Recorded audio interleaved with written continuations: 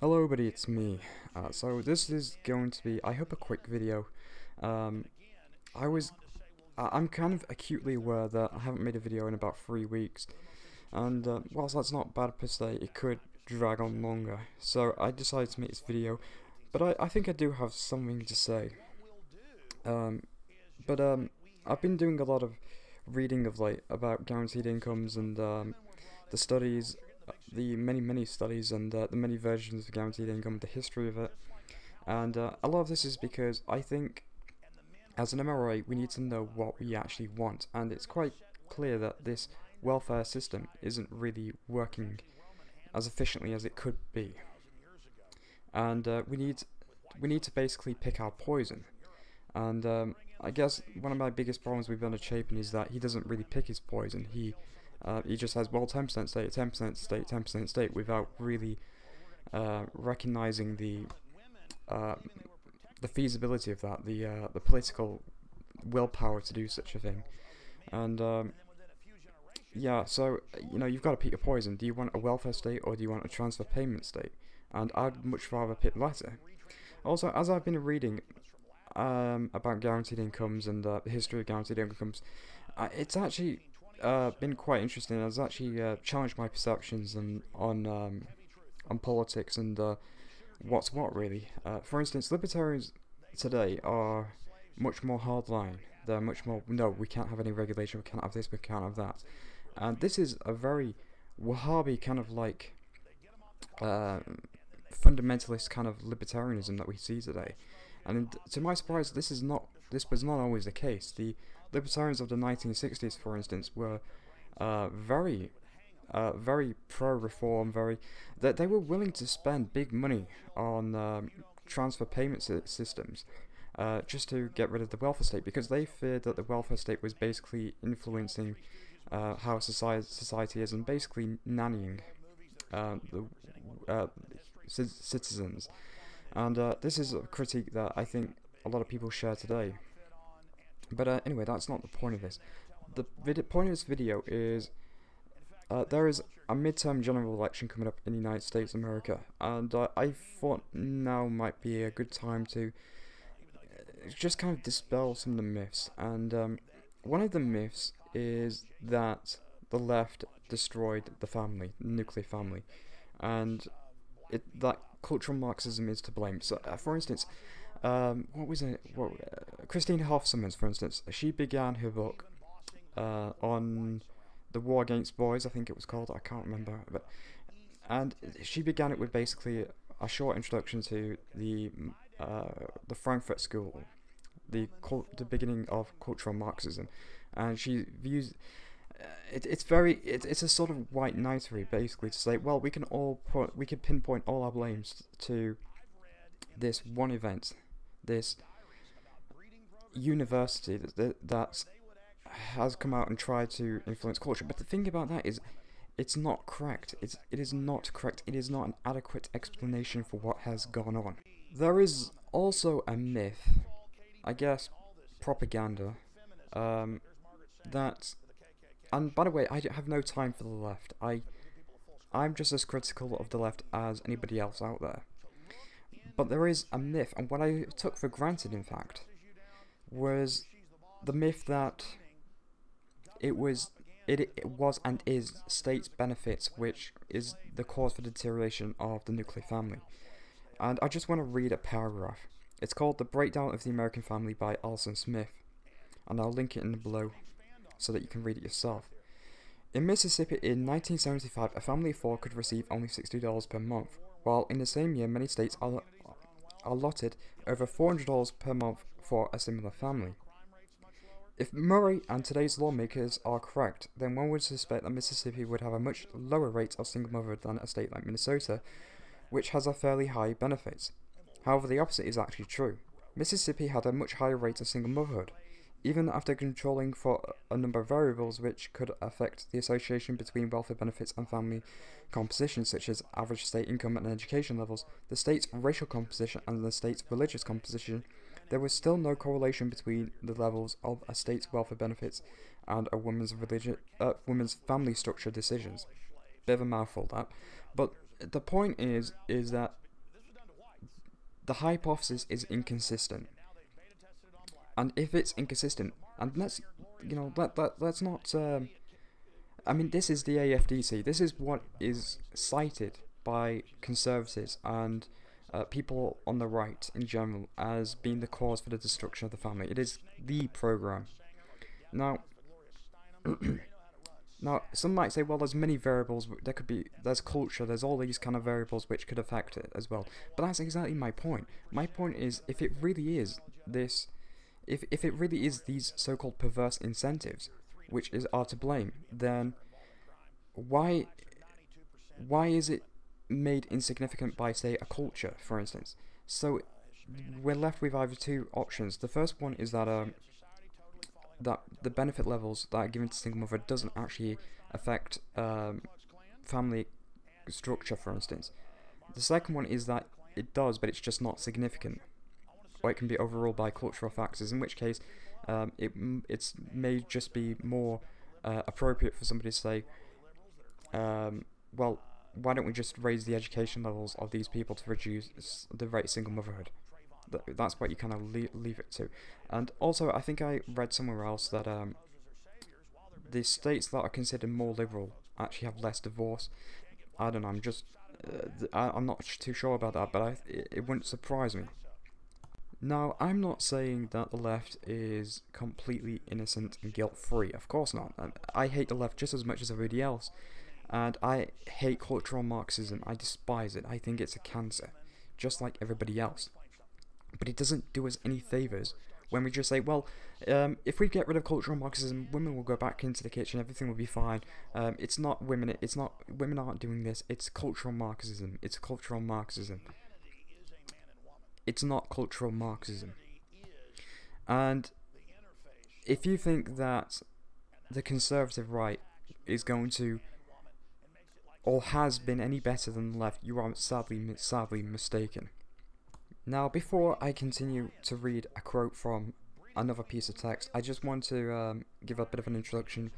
It's from a website called rightweb.irc-online.org.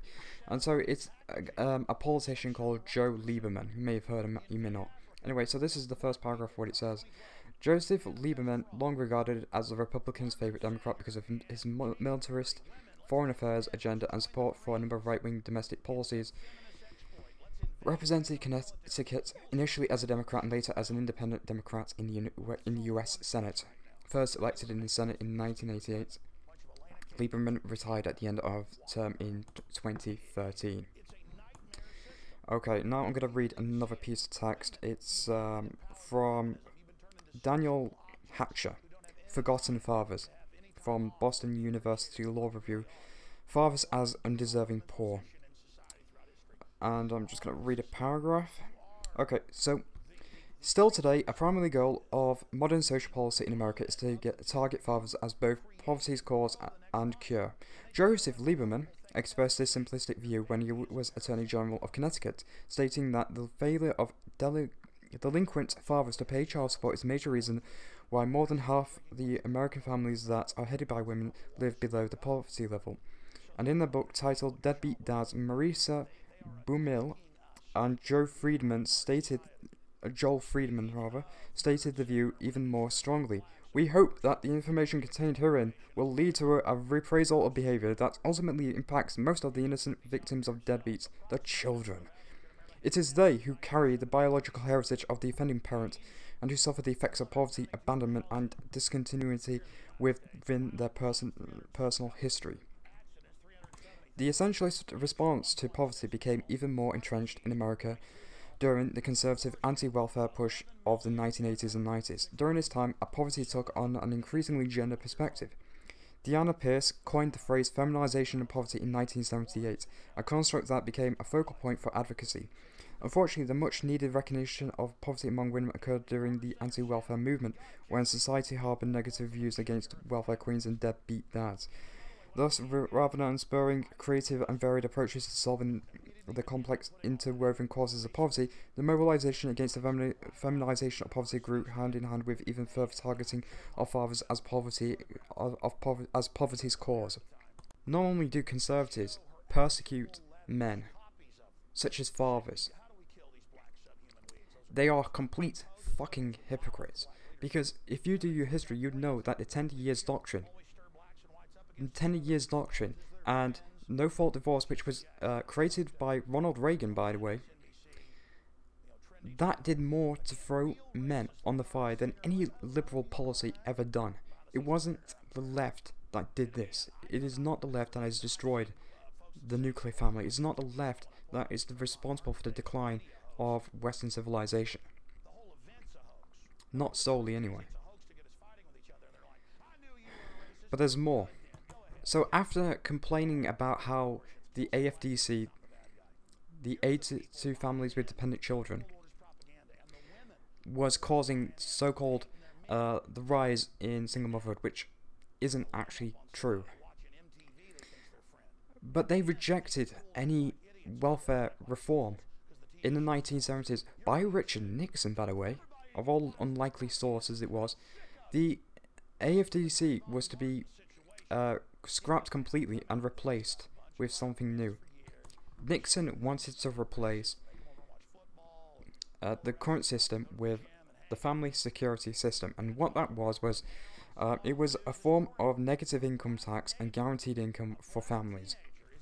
And basically, you get paid more for how much you work, but at the same time there is a kind of floor so that families do not stay in poverty. And this got through the what's it called? The House of Representatives. This got through the House of Representatives in the 1970s with an overwhelming majority.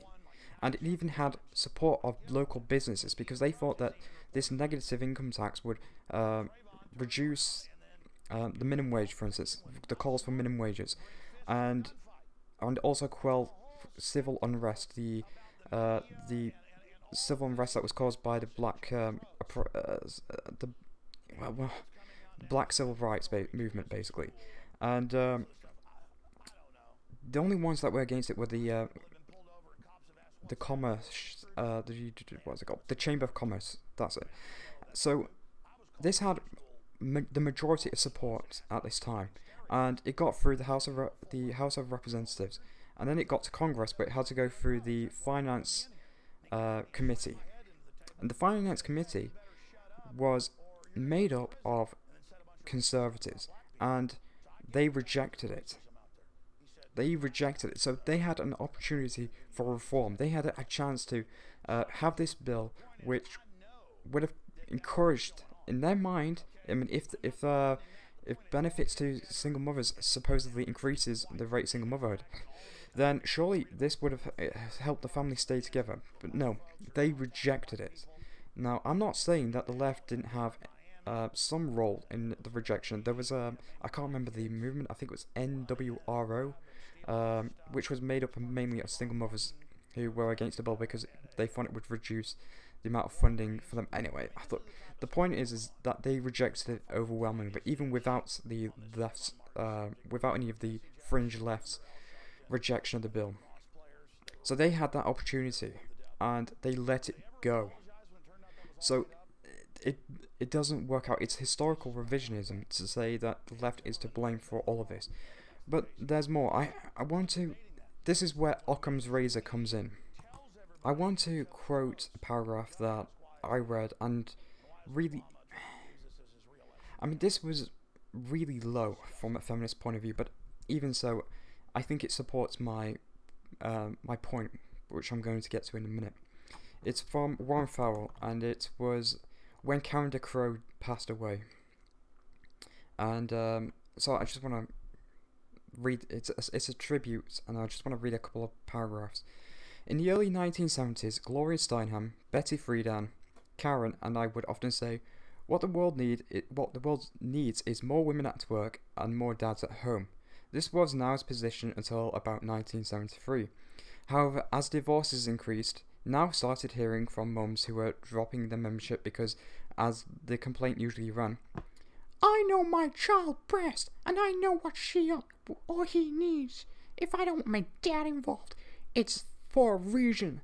he's either a bad dad or we've had a bad experience and I just don't need to take my children away to start a new life.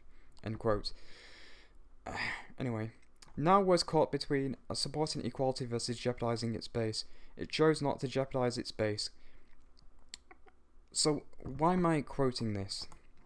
Because it's not feminism. Don't you see? This is not feminism. This is their choice. This is women's choice. They chose to do this. They chose to do this because they had because they had that chance. They had that choice because for the first time they had that choice to do it. They had a choice to get rid of that bumbling idiot that we call fathers. They got rid of that because in women's eyes, a father doesn't make sense.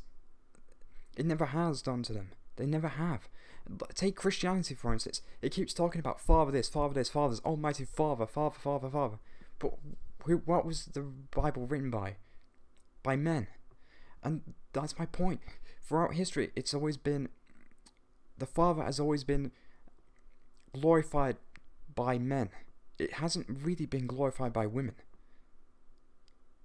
And that's why you have this... That's why you have this right now. Because once women got their chance... once women got their control of their fertility, it was over. They didn't need them anymore. And especially when you consider the post-industrialized world we live in, they don't need men. It's got nothing to do with the left. It's by saying it's the left, you're white knighting them, and you don't solve the situation we're in. They chose to do this. They chose to do it because it was too hard to have a relationship. And make a relationship work. That's why the family is dying. It's not because of benefits. It's not because of family structure. I mean, take the feminization of poverty. It's because it's because of single mothers. But they're choosing to live in poverty. They'd rather live in poverty than make it work with a father, because all they have to do is vote. And because they have more of the electorate than men, they can overrule men and just get whatever they want. A bigger welfare state. That's the reason. But it's not welfare that is the cause of this. It's women's choices. It's women's choices that are responsible for this, not cultural Marxism. And the Conservatives are just as bad. They are the reason. They've done more to destroy it because of their postcard image of what the family should be. That man and woman sitting down in the park on a towel with a picnic, having a picnic with their two children and whatnot. That is how they see it, and they will do anything they can to revert back to that. But the more they do that, the more they try to revert that. Like 10 years doctrine. The reason that came in was because, well, a woman's place is in the home, and because of that, we now have more family disillusionment because the courts are biased in favor of women, because they think that, well, a woman needs to stay at home and take care of the children. And traditionalism, like I complained about with Eagle Eye, traditionalism is the reason why we're in this mess. It's an ideology in itself, and it's the reason why it's not so much a gender thing per se. The reason why women get kids more often, it's more because we think that women are naturally better than men at taking care of their children. And this is perpetuated by traditionalists. It's perpetuated by conservatives who think that men's role is to be a workhorse. That's it. So yeah, voting Democrat, voting Republican, it doesn't matter. It really doesn't matter. If men vote for a small state, you're not going to get a small state. Because women, even if it's overwhelmingly men who vote for that, it won't happen. You need a pressure group. You need to sit on politicians and say you vote for fucking this. We want 50-50 parenting. If you don't, we're not voting for you. We're not paying for you. We're not bribing you. That is the solution. But it's not feminism that's doing this. It's women's choices that have done this. So stop making excuses for them.